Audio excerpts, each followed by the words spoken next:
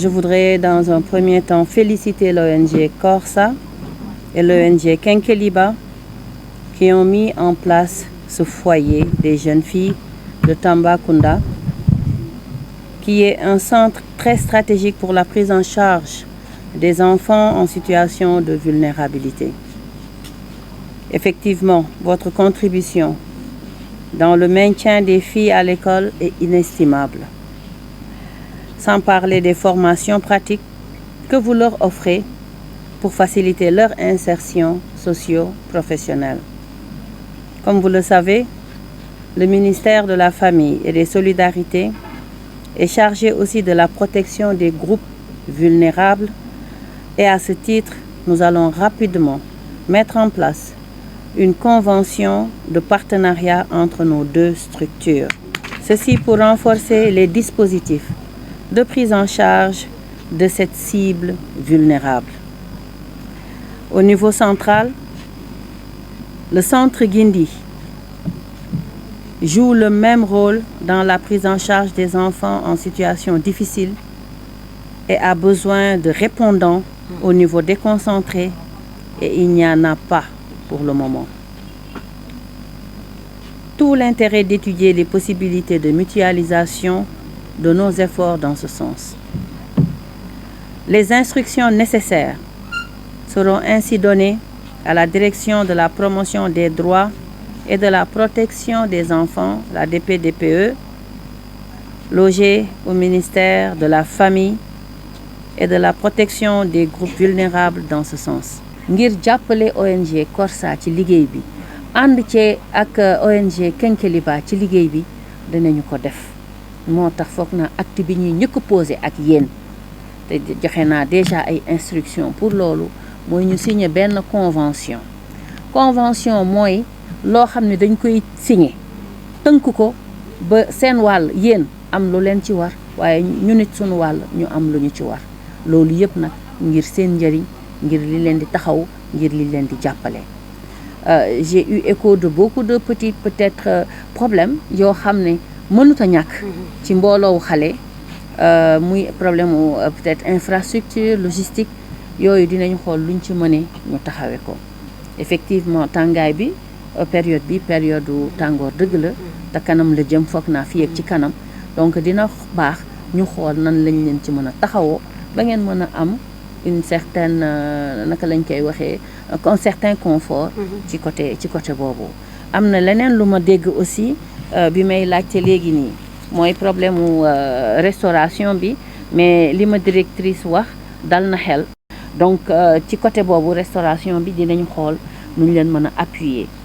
surtout ci denrées yi en riz en huile dans un premier temps je vais instruire à ce que ñu indil leen ay denrées le plus rapidement possible. Notre visite d'aujourd'hui à Tambacounda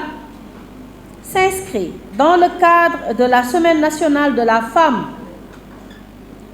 une initiative du ministère de la Famille et des Solidarités pour apporter des innovations dans la traditionnelle commémoration de la Journée internationale des droits des femmes célébrée le 8 mars de chaque année. La Semaine nationale de la femme nous offre aussi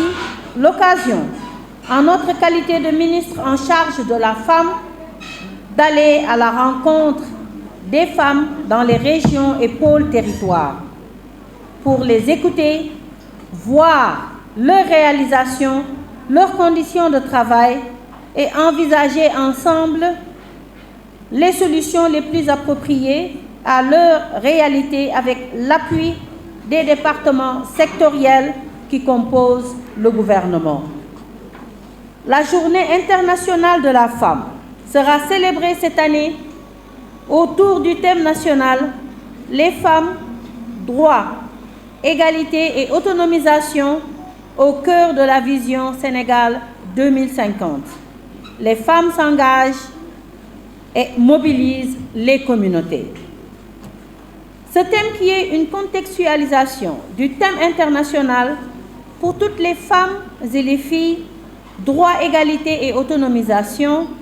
est au cœur des réflexions de la Semaine nationale qui ne se limite pas à de simples manifestations folkloriques, Elle représente un moment privilégié de réflexion, d'échange et surtout d'action pour renforcer les acquis et briser les barrières qui freinent encore l'épanouissement des femmes. ndax li ñu fi indi mooy célébrer li nga xamante ni mooy journée internationale maanaam àdduna wërngal képp bés bi nga xam ne moom la ñu jagleel jigéen ci àqam ak yelleefam muy bés bu am solo boo xam ni képp kuy jigéen war nga cee gis sa bopp rawatina fii nga xam ni mooy Tambacounda ndax lan yéen waa Tambacounda da ngeen di ay jàmbaari jigéen waaye nangoo liggéey te foog naa ni wax naa ko léegi ci nasaraan ñëwoon nañ fi waxtaanee mbiri financement ak accompagnement le 10 mars bii di ñëw bu soobee yàlla financement yi liggéey bi foog naa lépp pare na di ngeen ci jot incha allahu rabbi di wax ni rek bés bi dafay bés boo xam ni ren sax at bu jot ñu ngi koy célébrer nag waaye ren dañu bëgg mu am une particularité maanaam non seulement jigéen ñi dañuy engagé wu ci liggéey bii nga xam ni président Bassirou Diomaye Diakhar Faye teg na ko pour liggéey li nga xam ni moo nar a développer Sénégal waaye dañu ne jigéen ñi dañuy mobiliser les communautés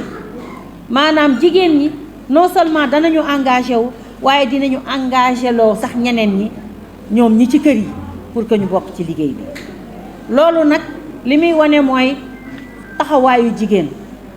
la force de la femme son rôle central dans la communauté dans la famille